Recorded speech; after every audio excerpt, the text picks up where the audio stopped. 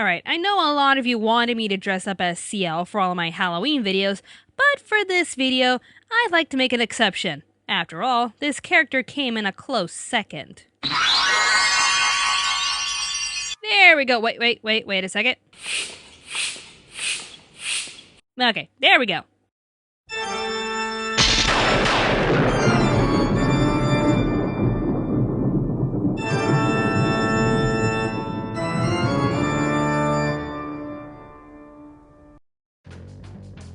Hellsing. Just thinking about this series gives you a sense of badassery. But the big debate between the fans is, which one is the best? The first series or Ultimate? Before we compare, let's go over the history, shall we? The more you know.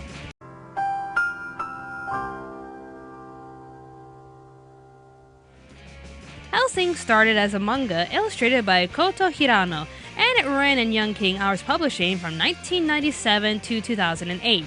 If any of you are interested, the series was released in English under Dark Horse Comics in America and Madman Entertainment for Australia and New Zealand. Like most other anime titles, the manga wasn't finished before the first series aired on December 27, 2003. So of course Hellsing was made to be slightly different from the manga series in order to get people interested in reading the original source material. The same can technically be said about Hellsing Ultimate, with how the first episode aired in 2006 when the manga finished in 2008. But Ultimate had a slightly peculiar release schedule, as in 1 to 2 episodes were released per year. Yep, this 10-episode OVA special started in 2006 and ended in 2012. A very strange release schedule, which tortured numerous fans.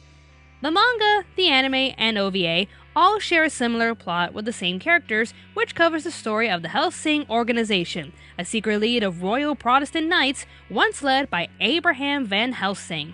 The mission of Hellsing is to search and destroy the undead and any other supernatural forces of evil that can threaten the country and their queen. On his deathbed, Abraham entrusted the organization to his daughter, Sir Integra Fairbrook Wingates Hellsing. But this act put her life in danger as her uncle tried to kill her in order to obtain complete control over the organization. Before he died, Sir Integra's father warned her of the dangers ahead, and that if she were to be threatened by her enemies, she should go down to the last dungeon cell, down the deepest, lowest hall in the manor. There, she would find a dark secret her father carefully hid that would ultimately save her and protect her.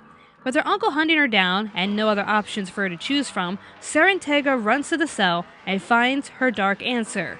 The one and only Alucard, the original, most powerful vampire who swore his loyalties to the Hellsing family after being defeated by Van Helsing himself. Together, along with her trusted butler Walter and a former police officer turned vampire, Sarah's Victoria, Sir Integra vows to protect all of England while keeping the undead and the Vatican at bay. Did I mention that the show is just badass? Because everything, from the characters, the story, and the animation, is just amazingly hardcore and just so badass. I know I keep saying badass, but I can't help it. Hellsing is just so badass. It's just an amazing experience you can't afford to miss out on. But a lot of you beg the question, which one is better? The anime or the OVA? And yes, I do remember what I said last year in my top 10 anime to watch on Halloween. I will admit that at the time, I hadn't fully watched both shows, and I relied on the biased opinions of others who believe Ultimate is better. Now that I've fully watched both Hellsing and Hellsing Ultimate, I am here to fairly compare the two as I retract my previous statement. Yeah, I can do that. With that said, let's go over the pros and cons, shall we? Hellsing anime. So let's just start off with the disadvantage that Hellsing was made before the manga was finished. Naturally, it's going to have a different ending since it has to end one way or another, much like a lot of these titles. So we have 13 episodes telling half of the manga story and ending with a villain just made for the anime. How does it all work out? Very well, if you ask me. With just 13 episodes, Hellsing gave us an intriguing show full of well-developed characters and a decent pace to the story. While giving us inevitable possibilities that took the story down very dark paths, they were at least accompanied by believable characters to handle these difficult situations. It wasn't just Alucard handling everything. No, that'd just be too boring. We were given amazing characters we don't really see in a lot of stories nowadays. Sir Integra is an admirable woman who's strong, highly intelligent, and has a low tolerance to bullshit. She relies on Alucard to handle difficult jobs swiftly and effectively, but knows how to handle other situations while being able to take care of herself. She is quite possibly one of my favorite female characters in anime. With Walter, although we've seen characters like him with James Bond and especially Batman, he is different in his own way. Not only is he a trusting butler who makes amazing weaponry for the Hellsing organization, he's also an impressive fighter with a very particular skill. He's efficient, dependable, and deadly. Watch out, Sebastian, Hellsing's got one hell of a butler here.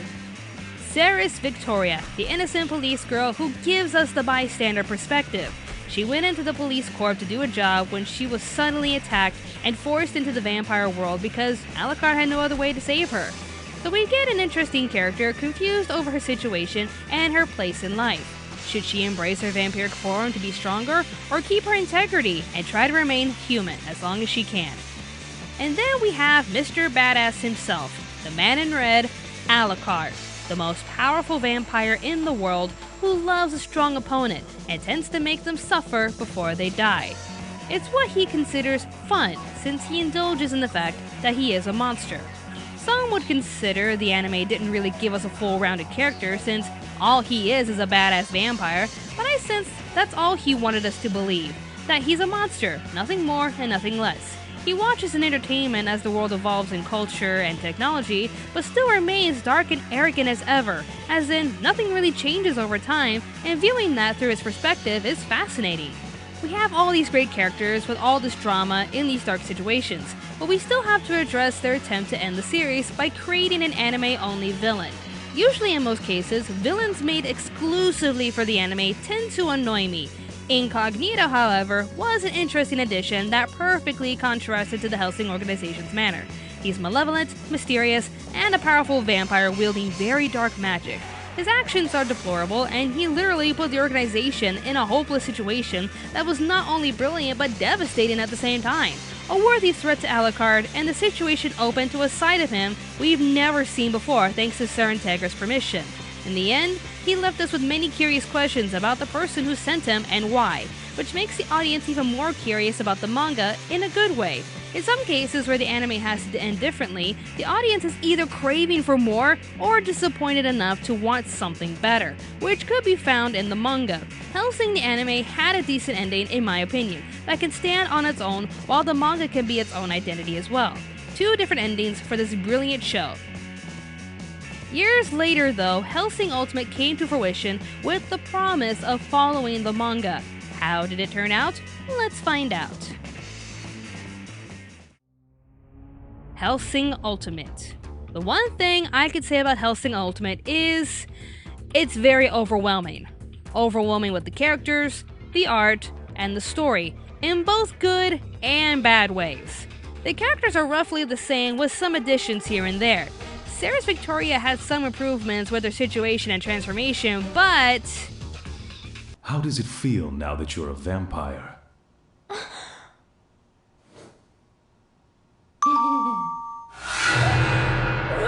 You're too loud, police girl. What the hell was that? She turned from a struggling woman fighting between her humanity and vampiric tension into a cutesy doll who's mildly inconvenienced over the situation. Was this how she was supposed to be? Because I don't think I like it. She does evolve as the show progresses, but I was worried for a while. Are we under attack again, Master? Oh, really? Panty shot, really? Ah, come on! She deserved better than that.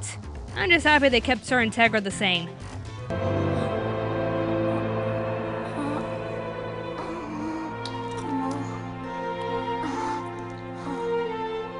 Good. Just be careful not to bite, Ceres. You know, I'm gonna give instead seen the benefit of the doubt, since Sir Integra wants Ceres to be stronger and not an inconvenience to the organization, but wow, that was unnecessary fan service.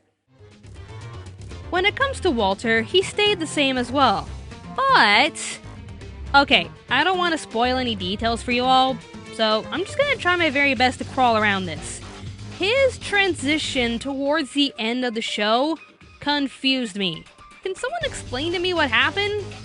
Why he became that way? Anybody? I watched that episode over and over again, and I'm still confused over what the hell just happened. As for Alucard, boy did they give him a backstory, and they definitely turned him into a tragic being. He still embraces his monstrous identity and indulges in a good fight, but they gave him such sorrowful emotions as they gave him a tragic past full of remorse and regret. It really adds to his character, making him an even more well-developed badass vampire. His full power comes to fruition towards the end, and you see who he used to be many centuries ago. So everything they added to Alucard with his powers, emotions, and multiple personifications, I loved every minute of it. Overall, the main characters were a bit questionable with all these changes and additions, but Alucard truly evolved in this rendition. Now as for the villains, wow. The one comment I read on our top 10 most evil villains list is that a character as strong as Alucard needs the right opponent. This show really went above and beyond when it comes to the villains. The Nazi regime forms into the millennium after 50 years later, full of power and possessed every intention to burn everything down to the ground. The show portrayed them as a truly evil force to reckon with, and they did a good job at it. However, they go a little over the top with some of these characters. The villains are overconfident, arrogant, and amazingly giddy over everything they do, which can be annoying sometimes. I get that they're confident in their skills and their mission, but their extreme behavior was a bit too much, but only for certain characters. The one thing I'll say though is I was really impressed with the amount of detail they came up with for the characters and their personalities. Rip Van Winkle sings from her favorite opera, Der Freischütz, as she refers to herself as the lead, Caspar, and is deathly afraid of Alucard, for he reminds her of Caspar's antagonist, Zamiel. Zoran Blitz's inspiration may have come from one or two inspirations. Since her last name means lightning, she may have been referenced from the German military tactic of Blitzkrieg in World War II. But she also could have been an inspiration by a James Bond villain, Max Zorin, who was accompanied by a large, muscular female bodyguard. Just researching these characters and their inspirations are fascinating. But then we get to Schrodinger, a character solely based off of the theory Schrodinger's cat. For those of you who don't know, imagine a cat being sealed in a box with carefully contained poison. If the box is disturbed by any amount of motion or is opened, the poison is released, thus killing the cat. This implies that after a while, the cat is simultaneously alive and dead. But when one looks into the box, they see the cat either alive or dead, not both alive and dead. The creators used this theory and made it into a character, Junior Warrant Officer Schrodinger. I like yet dislike this character at the same time, which almost ties into the theme.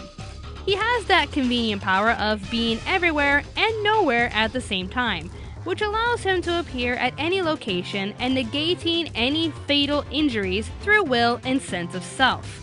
So even if someone were to kill him, he could just imagine himself somewhere else and he'll be there. A very interesting advantage which became Alucard's disadvantage in the final volume.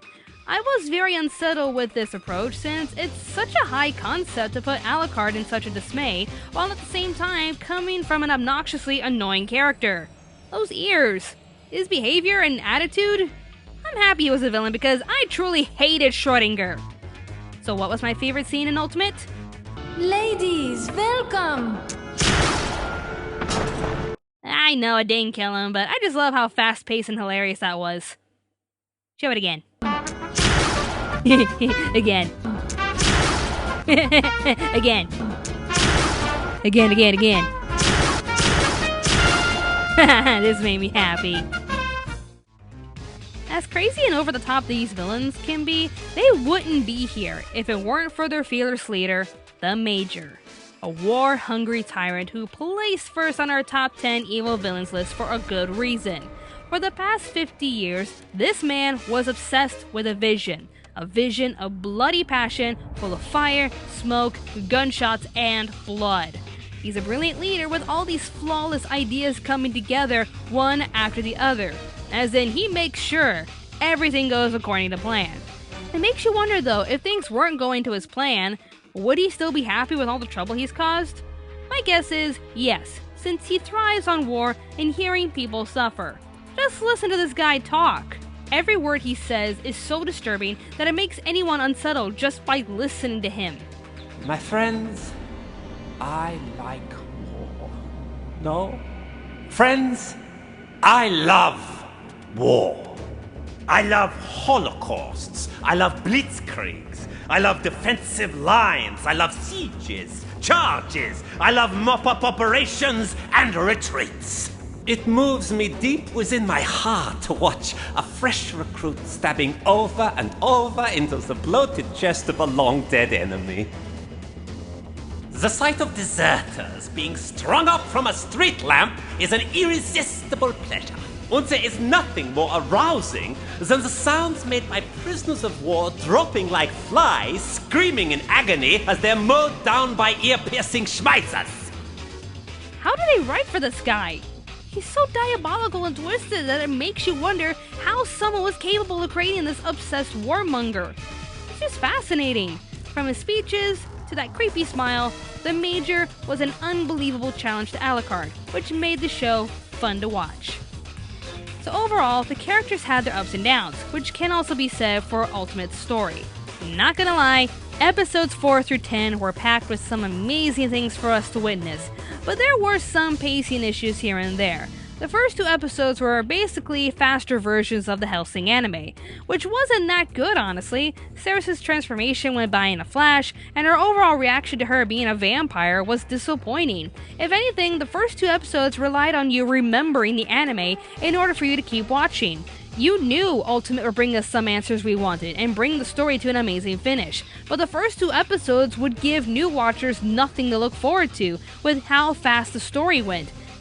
It's a vampire! His name's Alucard, and this girl right here, she's a vampire. And oh yeah, here's some jerk named Alexander who'll be Alucard's Gary Oak. Got it? Well, I hope so, cause explosions! There was no real time to connect to these characters unless you already knew who they were from the anime, which really disappointed me. And speaking of Alexander Anderson, the perfect rival to Alucard, who was just a lot of fun to watch in both series, I found him resorting to his desperate last case scenario very disappointing. When he does what he has to do to win, both his followers, Alucard, and myself were like, dude, really? Come on, you're better than this. You can do better than this, Alexander. I was expecting something better from Alexander, but his choice led to a breakdown we didn't expect to see from Alucard. So yeah, I have very mixed feelings about that. Alright, I'll try to start talking positively now. How's the art style?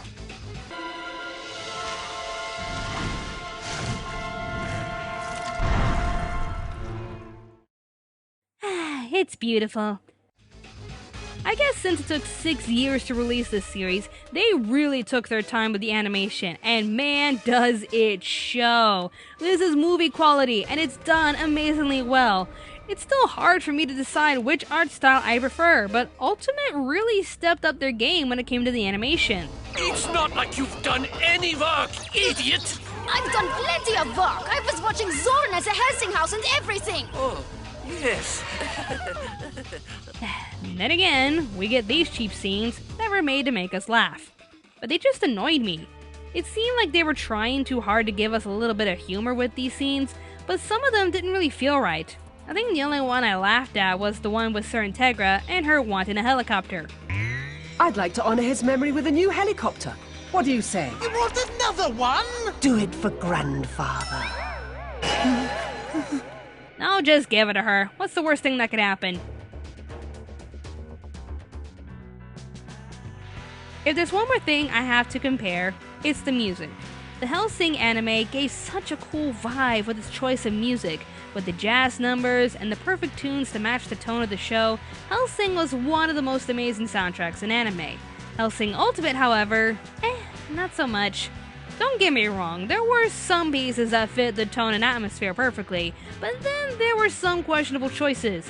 The city's up in flames and millions of people are dying. Let's play some J-pop!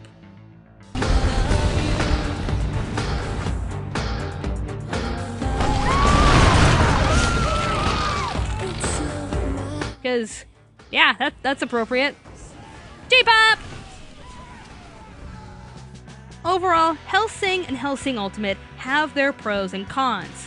While one was made shorter with a filler anime, the other was very overwhelming with its characters and very poor story pacing. When you get right down to it, the better anime, in my opinion, is...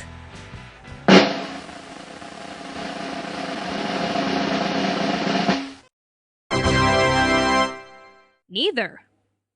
Yeah. There is no fair way you can decide which one is better. Yes, Ultimate has an updated art style, a more dangerous villain, and a conclusion that provided answers to many questions that the original anime gave us. But the thing is though, it feels like you can't watch Ultimate without watching the first Hellsing. Like Fullmetal Alchemist and Brotherhood, you get a different experience with each show in which both have their pros and cons. So why choose one over the other?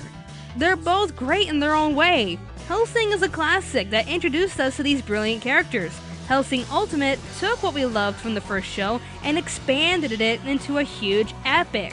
Hellsing is just an unforgettable experience you have to see for yourself. I will say it gets very gory in Hellsing Ultimate, but that shouldn't stop you from watching it. If you've never seen the show, what are you waiting for? Funimation.com and Hulu have all the episodes online. Only some of the episodes are in English though, so I'd rather you guys find the DVDs to watch it in English. After all, Hellsing and Hellsing Ultimate features some of the best acting I've ever heard in an anime. What more do you want me to say? These shows are amazing and you all have to watch it. If you're looking for an incredible series with amazing art, memorable characters, and a dark story that perfectly accompanies the man in red, watch Hellsing, followed by Hellsing Ultimate.